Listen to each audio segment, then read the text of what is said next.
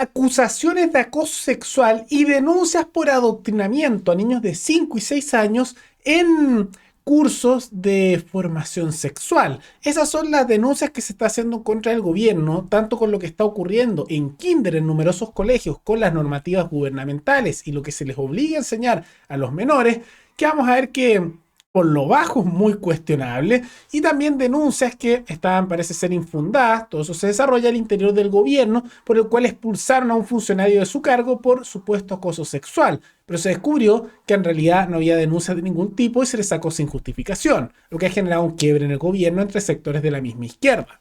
Todo eso lo vemos a continuación.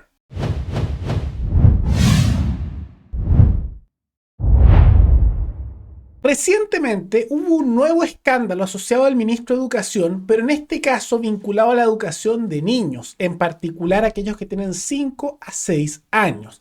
Ahora, hay que recordar que el ministro de Educación ya ha tenido escándalos en el pasado. Uno de los importantes fue cuando le gritó a una diputada de su mismo sector del Partido Ecologista, generando que se descompensara. Lo acusaron de ser machista, de ser de trato abusador, y eventualmente se sospechaba que se le iba a sacar del cargo, pero no se le sacó y se ha mantenido ahí. Y ahora se ha generado un escándalo que fue por denuncia en las redes sociales, pero que eventualmente llegaron al Congreso, asociado a la normativa obligatoria que hace el Ministerio de Educación, pero en este caso para formación sexual en niños de 5 y 6 años. Ahora, ¿por qué pasa esto? Porque se filtró por las redes sociales y eventualmente, como mencionamos, esto llegó a ser una cosa de discusión nacional, lo que dicen los manuales de formación en niños de 5 y 6 años, aquellos que están en kinder. ¿Y qué pasa con esto? Que son normativas que establece el Ministerio de Educación como algo obligatorio que se tiene que enseñar en los colegios y que se estableció en el gobierno de Bachelet en el año 2017, pero que se mantuvieron también durante el gobierno de Piñera y también ahora en el de Boric. Solo les han ido agregando más cosas. Y estas normativas, que fueron impulsadas tanto por el gobierno como por organismos internacionales, porque siempre que hay algo nefasto en este país están metidos los organismos internacionales, tienen una serie de impulsos que para hacer con los menores que son a lo menos cuestionables. Vamos a leer uno de los casos, por ejemplo, que dice que hay que hacer en clases para estos niños de 5 y 6 años. En una normativa dinámica de una actividad para niños de kinder se orienta a los niños a ubicarse mirando la espalda de su compañero. Tomen en cuenta que lo que vamos a leer a continuación es con niños de 5 y 6 años y que los profesores tienen que impulsarlos a hacer esto. Y se comienzan a hacer masajes en la espalda expresando lo que sienten en ese momento, con el objetivo de, y cito, reflexionar sobre los modelos de masculinidad y feminidad construidos a lo largo de la historia personal de niños y niñas. Y no se queda solo en obligar a que niños de 5 y 6 años se empiecen a tocar entre ellos, sino que también va de la mano de que los hacen disfrazarse de lo que algunos llamarían tal vez los estereotipos masculino y femenino, uno tal vez de soldado, otro de princesa, etcétera, y después a cambiarse, ¿no? Que los hombres se vistan de princesa, los otros de soldado, por ejemplo, o de princeso, o de príncipe, y así, y van cambiándose de ropa, además de las tocaciones. Ahora, yo creo que es importante que las personas se formen sexualmente, pero después de cierta edad. Y no sé si tal vez seré muy retrógrado al pensar esto, pero tocaciones y ese tipo de cosas de niños de 5 y 6 años, me parece que es bastante, por decir por lo bajo, cuestionable, si es que no, podríamos decir, morboso, ¿no? Una situación bastante negativa, ¿no? No creo que eso esté bien. Y dudo mucho que muchos padres sepan que se está haciendo eso o que encuentren que se está haciendo eso de buena manera. Lo correcto sería que los padres decidan ese tipo de materia, que los currículums educativos, especialmente para sus hijos, tomen la participación y la decisión los padres, y dentro de la formación sexual que la familia tome un rol principal en ello, no profesores dictados por el Ministerio de Educación. Y ante esto se dio el escándalo e incluso Contraloría está revisando ahora la legalidad de estos cuadernos de llamada educación no sexista que se está haciendo, a la vez que ahora se acaba de presentar una acusación constitucional en contra del ministro por parte de la centroderecha, y anunciaron que ya la van a apoyar al menos los sectores de Chile Vamos, y es más bien esperable que lo apoyen los republicanos y tal vez de centro izquierda. ¿Qué pasaría si se acepta esta acusación constitucional?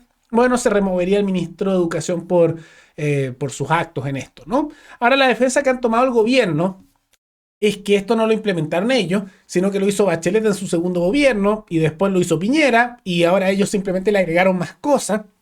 para que se contemplara esa educación sexual no sexista para niños de 5 y 6 años, también elementos de los transgéneros. Pero el hecho de que tengas una normativa, aunque la hayan hecho antes, si tú la mantienes, de cierta manera la avala. Y simultáneamente, si además le agregas más cosas, no solo la estás avalando, sino que la estás aceptando por completo y la estás profundizando. Y en realidad esto muestra la problemática y el peligro asociado a lo que es la formación obligatoria por parte del Estado a nivel educativo. Porque la razón por la que se puede hacer esto, y ya aplicándose desde el año 2017, y ahora le agregaron nuevas cosas y por eso llamó la atención, es porque el Estado tiene las facultades de hace décadas, en realidad desde hace un siglo más o menos, para determinar en la normativa educativa de manera monopólica. Y eso está actualmente, también fue en los años 80, en los 90, también en los 70, en los 50, esto es un siglo más o menos que el Estado tiene ese control monopólico de la educación en sus contenidos. Y aunque permiten instituciones privadas para que den educación, de todas maneras los contenidos de esa educación se establecen por lo que dice el Ministerio de Educación, porque les manda a los distintos colegios y lo dictan cuáles son las cosas que se tienen que enseñar, los textos que se tienen que utilizar y los contenidos que se deben informar. Ahora, los profesores en particular, en cada clase igual le dan su toque, ¿no? Pero dentro del margen que les permite el ministerio. Y eso no está bien.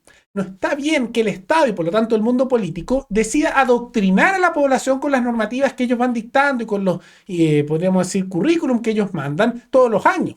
Porque ahí lo que estás dando, y por eso a los políticos les gusta, es la facultad al Estado y por lo tanto a los políticos de decidir cómo van a adoctrinar a las nuevas generaciones y con qué mensaje. Es la realidad. Entonces hay una problemática muy grande asociada a eso. Por eso, como lo hemos mencionado tantas veces, una de las reformas más importantes que hay que hacer por su efecto a largo plazo es una reforma educativa que quiebre el monopolio estatal al momento de decidir los contenidos y que deben ser las comunidades locales, como también las familias, las que deciden cómo se van a formar a las siguientes generaciones. Porque si no se permite esa autonomía y que las familias tomen un rol importante en la educación de sus hijos, vamos a ver cómo cada vez más el Estado doctrina a las nuevas generaciones. Y eso lleva pasando desde hace décadas, como mencionamos, hace prácticamente un siglo. Y si no se hace el cambio ahora, va a seguir esa decadencia. Esperemos que se apruebe más la acusación constitucional por estos actos que son por lo menos cuestionables asociados al gobierno.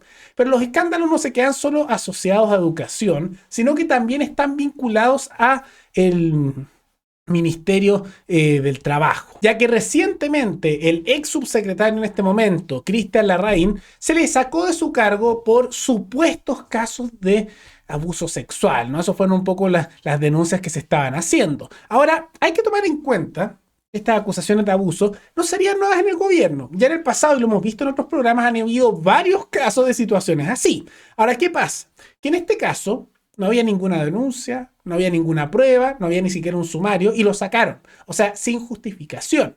Y esto ha generado una serie de cosas, porque por un lado, a él lo empezaron a entrevistar en numerosos diarios y en canales de televisión y él dio su versión, mencionando que no había ninguna acusación, que era mentira todo eso, y que él acusaba de que efectivamente en realidad lo sacaron porque a la ministra le dijo que no estaba de acuerdo con algunas de las políticas que se aplicaran como estaban, porque ellos no tenían el apoyo en el Congreso y por lo tanto, a nivel de las cuentas nacionales, tenían que ceder con respecto a la oposición y hacer versiones más moderadas de sus propuestas. Y a la ministra, que es del Trabajo y que es militante del Partido Comunista, no le gustó eso de moderarse y salía que tuvieron una pelea, que castigaron eventualmente y hubo un reto a este ex subsecretario y que después de eso no hablaron mucho. Y miren la coincidencia que un poco después, no, lo sacamos por denuncia de acoso. Raro, ¿no? Casi parece que en realidad lo sacaron a dedo. Y eso ha generado problemas porque a la ministra la están empezando a excluir sectores del mundo político, especialmente en la derecha, de cualquier conversación, aunque sea la ministra del Trabajo, porque dicen que no es válida como interlocutora. Ahora, normalmente en el gobierno, cuando te critica alguien de tu otro sector, bueno, del otro sector. Pero ¿dónde están los problemas de la ministra? Que ha generado problemas incluso al interior del gobierno y de la izquierda. ¿Por qué? Mario Marcel, que es el ministro de Hacienda, salió a decir que este ex subsecretario lo conocía y ha hecho un gran trabajo y que lamentaba que hubiera una ausencia de un interlocutor para lograr acuerdos y que él lo valoraba mucho y que no estaba muy feliz con que lo hubieran sacado del cargo. Hace peleas con la ministra. Y al mismo tiempo, desde el Partido Socialista, especialmente el senador Fidel Espinosa, dijo lo siguiente, que la ciudadanía saque sus propias conclusiones. En este país es el que es acusado de acoso. Incluso antes de ser investigado ya tiene su lápida. Ministra, ¿usted está de acuerdo en que su colega no haya sido más cauta?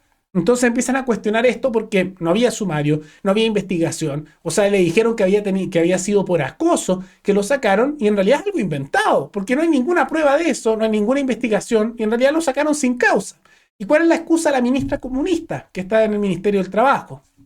Y cito, como ha hablado tanto este ex subsecretario que dice que lo acusaron injustamente y que lo denuncian de acoso falsamente, él dice que afecta su imagen, porque efectivamente lo hace, respondió la ministra ante todo esto que fue una buena decisión haber pedido su salida. ¿Por qué? Porque está apareciendo mucho en los medios criticándonos y entonces, qué bueno que lo sacamos, es una señal de que había que sacarlo. ¿Qué lógica es esa? Ahora, yo no tengo problemas con que hubiera un sistema, como pasa más bien en Estados Unidos y también en otros países, con mayor libertad de contratación. Eso implica que es mucho más fácil despedir, pero también es mucho más fácil contratar. Por eso pasa en Estados Unidos que, claro, te pueden despedir fácilmente sin mucha consecuencia, pero por eso también es mucho más fácil encontrar de nuevo un trabajo. Así, porque al ser más fácil despedir, es más fácil contratar. Lógico, porque si no es tan costoso despedir a alguien, inevitablemente no tienes tanto problema en darle la oportunidad a alguien. Total, si lo hace mal lo puedes sacar. En cambio, con las normativas legales chilenas a nivel laboral, están las compensaciones económicas. Entonces es bastante difícil muchas veces sacar a personas que han estado mucho tiempo o cuando ya los contrataste se vuelve muy costoso sacarlo y eso hace que sea más cuidadoso los empleadores al contratar y en consecuencia es más difícil encontrar trabajo, lo que afecta a gran parte de la población chilena que ahora está desempleada, un desempleo que sigue creciendo. Entonces, tomando en cuenta todo eso, más allá de que eso sería tal vez algo más ideal, no puede tampoco andar despidiendo gente sin justificación cuando la ley no se lo permite, ¿no? Ojalá la ley fuera un poco más permisiva en ese ámbito, pero no lo es. Entonces no puede, no puede.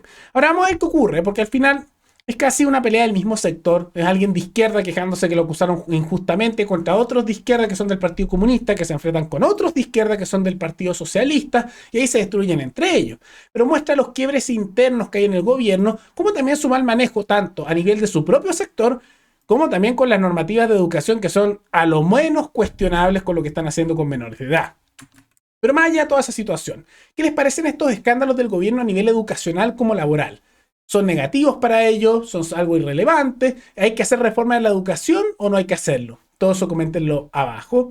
Y antes de terminar, quisiera agradecerle al suscriptor Claudio López, que se convirtió en el suscriptor más reciente en decidir hacer un aporte mensual al canal a través de la comunidad de YouTube. Así que muchas gracias, te lo agradezco mucho. Y gracias a aportes como el tuyo y el de otros suscriptores que este proyecto sigue adelante y se mantiene independiente. Así que si alguno de ustedes quiere hacer un aporte voluntario único por Flow, o por criptomonedas, o un aporte mensual por Patreon, o por la comunidad de YouTube, pueden decidir hacerlo mirando un comentario que se encuentra fijado abajo y también pueden apoyar este programa comentando, dando like y compartiendo este video en sus redes sociales. Nos veremos en el siguiente programa. Hasta luego.